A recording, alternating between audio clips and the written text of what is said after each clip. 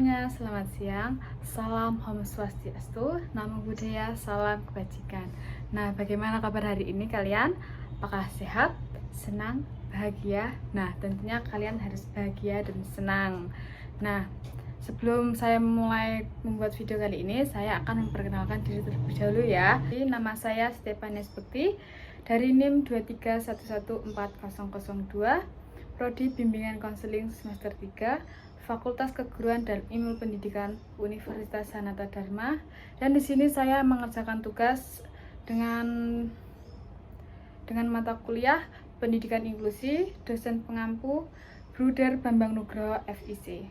Nah, pernahkah kalian berpikir tentang pentingnya bagaimana memberikan kebebasan kepada anak-anak inklusi dan kepada anak-anak yang berkebutuhan khusus? Nah, pastinya mereka itu adalah bagian dari generasi penerus bangsa yang luar biasa, dan mereka memiliki kompetensi, kemampuan unik yang sering kali terabaikan atau tidak diperhatikan dengan penuh. Nah, jadi di video kali ini saya akan membahas tentang bagaimana memerdekakan anak inklusi dengan memberikan ruang, dukungan, dan kesempatan agar mereka itu bisa tumbuh menjadi diri mereka yang terbaik.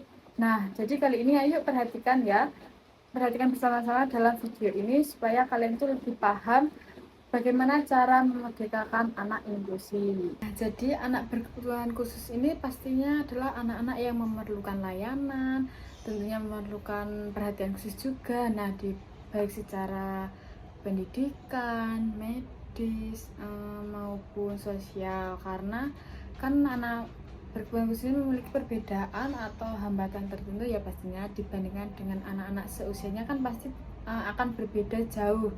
Nah, hambatan ini dapat bersifat fisik, mental juga bisa, emosional, sosial, intelektual, dan kombinasi dari beberapa aspek yang mempengaruhi proses berkembangnya pembelajaran mereka. Nah, anak berkebutuhan khusus ini membutuhkan dukungan khusus untuk membantu mereka mencapai potensi maksimal dalam berkembang di kehidupan sehari-hari tentunya. Nah, dengan hal ini terutama dalam konteks pendidikan dan interaksi sosial, tentunya mereka juga memerlukan pendidikan yang memadai dengan sarana dan prasarana yang lengkap, dengan guru yang sudah mengetahui dengan kondisi anak tersebut. Jadi apabila anak tersebut membutuhkan apapun itu, gurunya itu mengetahui, tidak kok dibiarkan saja dengan sendirinya dia akan terkucilkan dengan teman-teman. Nah, kan apabila seorang guru tidak bisa memberi pengertian kepada muridnya lain atau dengan siswa-siswa yang lain, kan teman-temannya juga tidak akan mengetahui.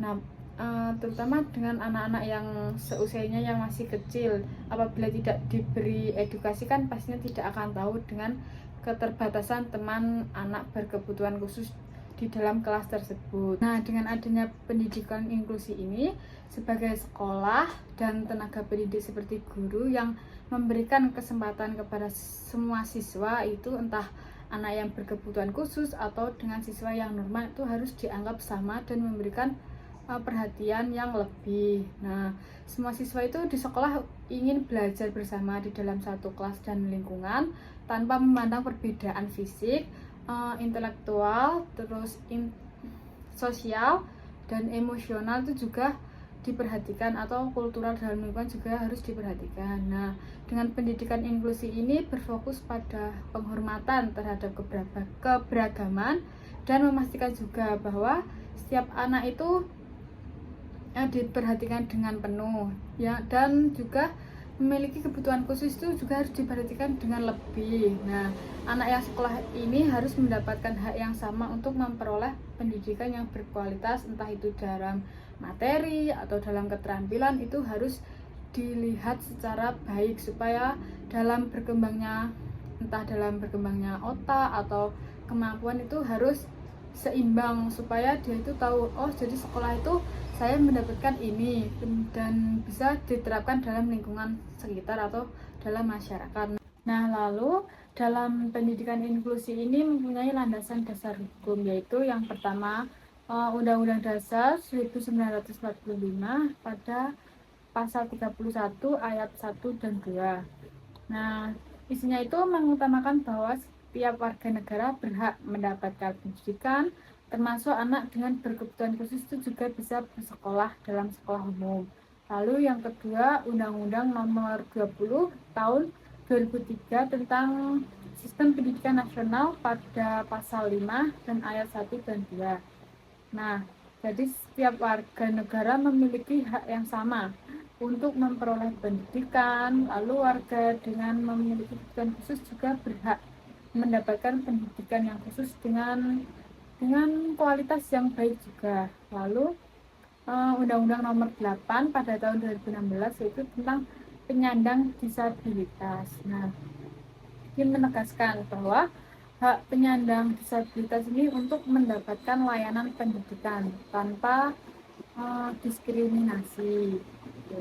Nah, yang selanjutnya itu peraturan pemerintah nomor 13 tahun 2020 tentang akomodasi yang layak bagi peserta didik untuk penyandang disabilitas, yaitu dengan pendidikan kualitas yang baik dan mengatur fasilitas menyesuaikan dengan kurikulum, metode pembelajaran bagi penyandang disabilitas itu sendiri. Nah, lalu Permendikbud nomor 70 tahun 2009 juga tentang pendidikan inklusi dengan memberikan pedoman pelaksanaan pendidikan inklusi untuk kebutuhan khusus, yaitu dengan memberikan pelayanan yang baik di sekolah reguler itu sendiri. Jadi dengan apabila anak berkebutuhan khusus ini ingin sekolah di dalam sekolah tersebut, ya sebaiknya itu sekolah menerima dan guru memberikan dukungan kepada anak tersebut, tidak kok malah menyuruh pindah ke SLB atau ke tempat-tempat yang lain. Nah, dengan adanya ini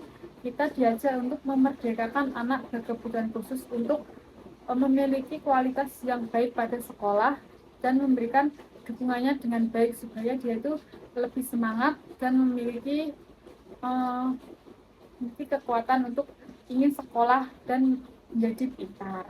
Nah, selanjutnya dalam pendidikan pastinya memiliki prinsip-prinsip inklusi, yaitu yang pertama non-diskriminasi. Jadi setiap siswa memiliki hak yang sama untuk mendapatkan pendidikan tanpa membeda-bedakan berdasarkan kemampuan atau latar belakang dan juga disabilitas. Nah, dengan adanya ini semua siswa itu harus mengetahui. Nah, lalu lingkungan belajar harus inklusif dan menghormati keberagaman dalam kelas. Nah, apabila ada anak yang inklusi, ya sebaiknya itu setiap siswa itu mengetahui, oh teman saya jadinya kurang tidak seperti saya, jadi harus memberikan ruang yang beda dan memberikan kenyamanan untuk teman yang berbeda itu. Lalu yang kedua, aksesibilitas. Nah, sekolah dan lingkungan belajar harus dirancang sedemikian rupa lalu dapat diakses oleh semua siswa yang ingin sekolah di situ. Nah, jadi apabila ada siswa yang berkebutuhan khusus ingin sekolah dalam sekolah negeri, itu harus diterima, tidak kok malah disuruh pindah. Lalu yang ketiga, partisipasi penuh. Jadi semua siswa didorong untuk berpartisipasi secara aktif dalam kegiatan akademis dan non akademis. Nah, jadi semua siswa itu ikut serta. Lalu yang keempat, kesetaraan dalam pendidikan. Nah, semua siswa harus mendapatkan kesempatan dalam belajar yang sama dan kurikulum yang sesuai dengan kebutuhan individu oleh siswa itu. Nah, pendekatan ini berbasis kemampuan siswa. Nah, fokus utama dalam sekolah yaitu dalam pendidikan inklusi ini adalah mengembangkan potensi setiap siswa sesuai dengan kemampuan mereka. Jadi apabila dia itu tidak bisa, ya jangan dipaksa. Jadi harus mengikuti kebutuhan siswa sendiri. Lalu yang selanjutnya itu kolaborasi antar pemangku kepentingan. Nah, pendidikan inklusi ini menuntut adanya kolaborasi antara orang tua, guru, siswa, entah pendukung yang lainnya, dan komunitas untuk menciptakan lingkungan yang mendukung pada proses belajar siswa tersebut. Nah, lalu juga penghargaan terhadap keberagaman. Dengan adanya perbedaan di antara siswa tidak dilihat sebagai hambatan, tetapi sebagai bagian dari kekayaan dalam lingkungan belajar. Nah, keragaman ini dipandang sebagai sumber kekuatan yang dapat memperkaya pengalaman belajar semua siswa.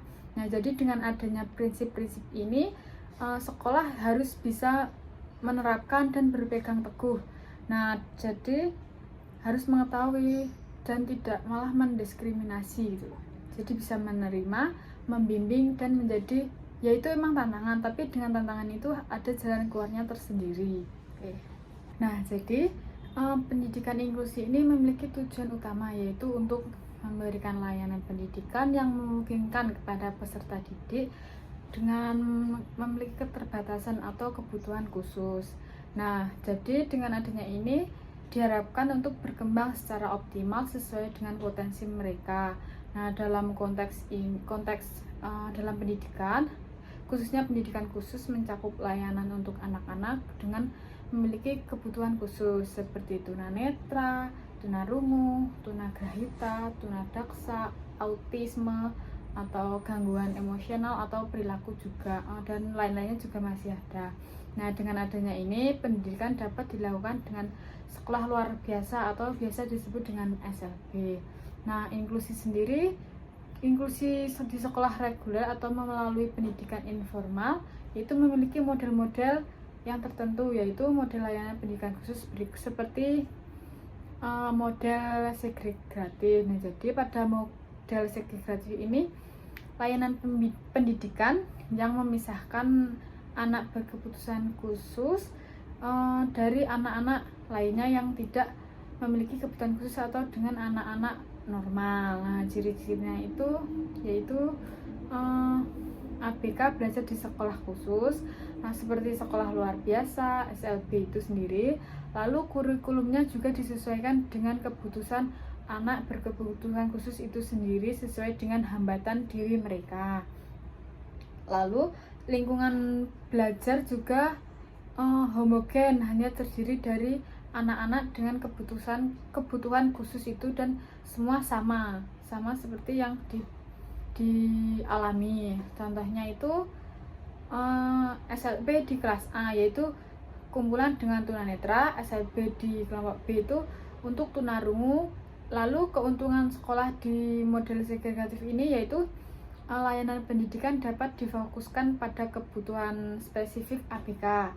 Lalu guru juga memiliki keahlian khusus sesuai dengan jenis hambatan atau sudah profesional juga dalam menangani siswa tersebut. Nah, tapi dengan hal ini juga memiliki kelemahan tersendiri, yaitu ABK kurang memiliki kesempatan berinteraksi dengan teman-teman lainnya atau dengan anak-anak di dalam lingkungan masyarakat di luar maupun di komunitas mereka lah di dalam keluarga. Nah, kalau di keluarga mungkin diterima, di dalam masyarakat itu lalu berpotensi untuk menghambat otaknya itu, atau dalam kerjasama itu juga tidak akan optimal karena udah terbiasa dengan teman-temannya yang sama dengan berkebutuhan khusus dan interaktifnya juga akan berbeda. Lalu yang kedua yaitu model integratif. Nah, model integratif ini adalah layanan pendidikan di mana anak berkebutuhan khusus dan anak-anak lain yang belajar di satu kelas itu tapi masih ditempatkan di kelas yang berbeda sesuai dengan kebutuhannya. Jadi anak ABK itu dipisahkan, tidak bersama dengan teman-teman lainnya, yaitu ciri-cirinya ya anak berkebutuhan khusus belajar di kelas khusus, tidak di dalam kelas reguler, dan terdapat beberapa kesempatan untuk kegiatan bersama seperti olahraga, seni, atau kegiatan itu pasti akan dibedakan. Lalu dalam menggunakan pendekatan kombinasi atau antara kurikulum reguler dan kurikulum khusus juga akan dibedakan. Nah, tapi dalam model ini terdapat keuntungan juga. Yang pertama itu memberikan peluang awal bagi ABK untuk berinteraksi dengan anak-anak lainnya, lalu mendukung juga transisi menuju sistem pendidikan inklusif. Tapi dalam hal ini juga memiliki kelemahan juga. Nah, yaitu yang pertama, anak berkebutuhan khusus masih terisolasi di sebagai besar waktu belajar, dan kedua, keterlibatan siswa reguler dalam kelas yaitu juga masih terbatas dengan tidak sama dengan teman-teman lainnya. Nah, yang ketiga yaitu model inklusif. Nah, pada model inklusif ini layanan pendidikan di mana anak berkebutuhan khusus dan anak-anak lainnya itu belajar bersama di dalam kelas tanpa dipisahkan atau tanpa dibeda-bedakan dengan teman yang berkebutuhan khusus.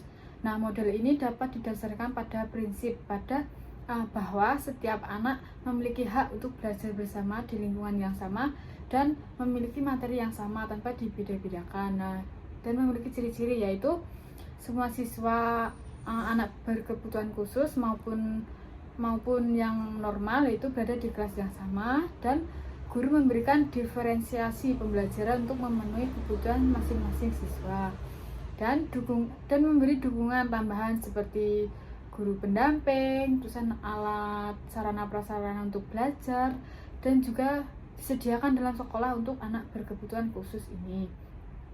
Lalu hal ini juga mendorong lingkungan belajar yang inklusif dan kolaboratif, yaitu pada kelas. Nah, dan juga memiliki keuntungan dalam menggunakan model ini, yaitu memberikan kesempatan bagi anak berkebutuhan khusus untuk berinteraksi dan bersosialisasi dengan siswa lainnya, lalu membantu siswa reguler untuk memahami keberagaman dan meningkatkan empati dengan teman-teman yang berkebutuhan khusus ini, lalu mendukung inklusi sosial anak berkebutuhan khusus dalam masyarakat. Nah, tapi juga ini memiliki kelemahan tersendiri, yaitu yang pertama membutuhkan sumber daya tambahan seperti guru pendamping atau pelajar khusus bagi guru reguler, karena kan kurang profesional dalam mengajar anak berkebutuhan khusus. Lalu implementasi yang buruk dapat menyebabkan kebutuhan anak berkebutuhan khusus tidak terpenuhi, dan dalam keterampilan itu kurang, karena kan guru-guru biasa itu tidak tahu apa yang dibutuhkan anak berkebutuhan itu secara mendalam dan tahu banget gitu, karena kan kurangnya pendidikan, terus kurangnya profesional juga. Nah, sebaiknya dengan adanya anak berkebutuhan khusus ini sebagai guru harus diberikan pelajaran tambahan atau memberikan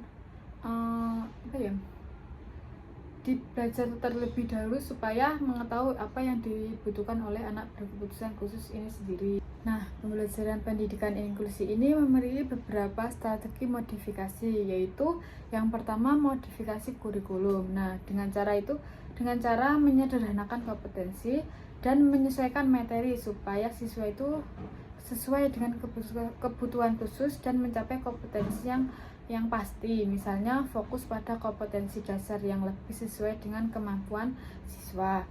Lalu yang kedua, metode pembelajaran yang beragam dengan caranya pendekatan multisensori, yaitu menggabungkan metode visual, auditori, kinestetik, dan tekstil untuk membantu siswa memahami materi tersebut.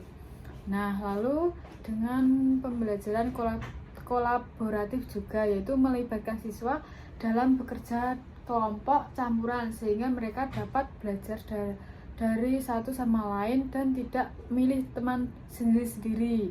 Yang ketiga itu penyesuaian media dan alat bantu dengan menggunakan media visual seperti gambar, PPT atau video atau diagram untuk membantu siswa yang memiliki kesulitan membaca. Lalu menyediakan juga alat bantu khusus seperti Braille untuk siswa tunanetra atau alat bantu dengar untuk siswa tunarungu, dan juga aplikasi teknologi asistif untuk siswa-siswa yang berkebutuhan khusus.